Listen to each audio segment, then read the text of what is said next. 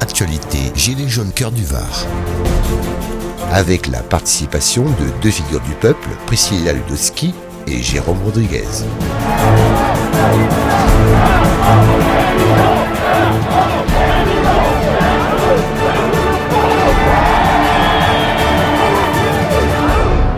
Bonjour Priscilla et bonjour Jérôme. Vous êtes tous les deux présents cette semaine dans le Var. Quel est le bilan au bout de 6 mois de manifestation ? Que si on est toujours là, c'est qu'on n'a pas de décisions fortes qui ont été prises par le président et que malheureusement le ministre de l'Intérieur est encore en poste. Donc on est encore là pour dénoncer des choses et surtout pour faire en sorte que les choses avancent. Et malheureusement, après 2 grosses prises de parole, le président n'a toujours pas prononcé une mesure qui aille dans le sens de ce qu'on a revendiqué. Il n'a même pas pris connaissance des revendications dans la plateforme du vrai débat, alors qu'on nous a beaucoup reproché de ne pas avoir de revendications claires. Là, c'est clair, c'est posé, c'est écrit, c'est centralisé, mais ils n'en tiennent pas compte. Donc moi, je pense que ça nécessite qu'on continue à se battre. Jérôme, qu'en pensez-vous ? Je rejoins Priscilla. Et encore, je vais même renforcer un petit peu la chose quand on le voit sur son dernier discours, où au final, en un mot, il dit « je vous ai entendu, mais j'en ai rien à foutre ». Donc oui. Faites ce que j'ai à faire, moi je continue et je garde le cap, donc on va garder le nôtre.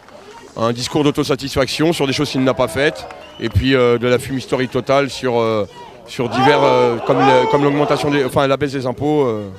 Enfin voilà, il a rien dit de concret, donc on continue. En fait, c'est donner d'une main pour reprendre de l'autre. Même pas, il nous en met 2 dans la tronche, donc oui. Ni l'un ni l'autre. Ouais. Alors la deuxième question, c'est pour l'avenir.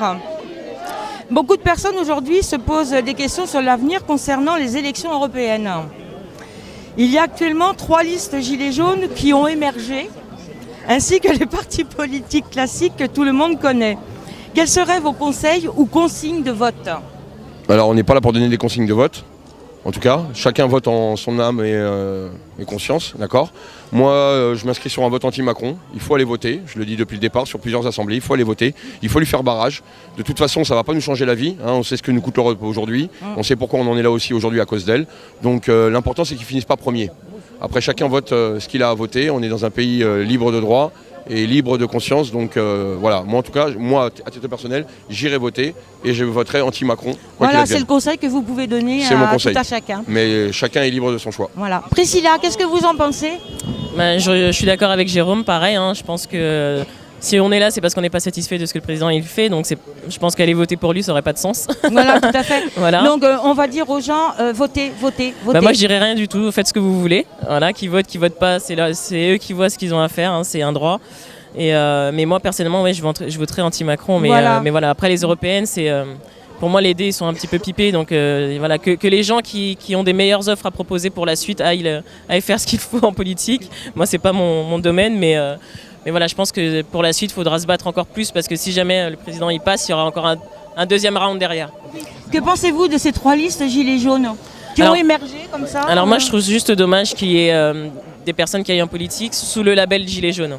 Je pense qu'ils auraient dû s'imprégner de ce qui se passe aujourd'hui, faire le bilan, prendre du recul et après peut-être aller vers de la politique après. Alors qu'est-ce que vous diriez en mot de la fin ? Fin. Non mais continuez la lutte tout de même. Non mais je parlais de faim pour aller manger une petite merguez ou un truc comme ça. Ah d'accord. Le mot de la fin. Alors bon appétit. Il arrive 11h. Voilà, bon appétit. Non, on lâche rien.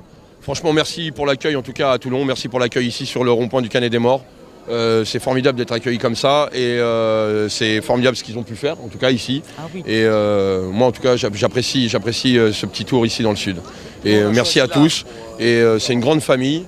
Et on ne va rien lâcher tant qu'on n'aura pas obtenu ce que l'on veut. Et je tiens à rappeler que ce que l'on revendique, ce ne sont pas des revendications de gilets jaunes, ce sont des revendications citoyennes, bénéfiques à tous et toutes en France, simplement. Parfait. En tout cas, merci à vous deux, parce que franchement... Merci à toi. Bravo. Continuez. Ah oui, bravo.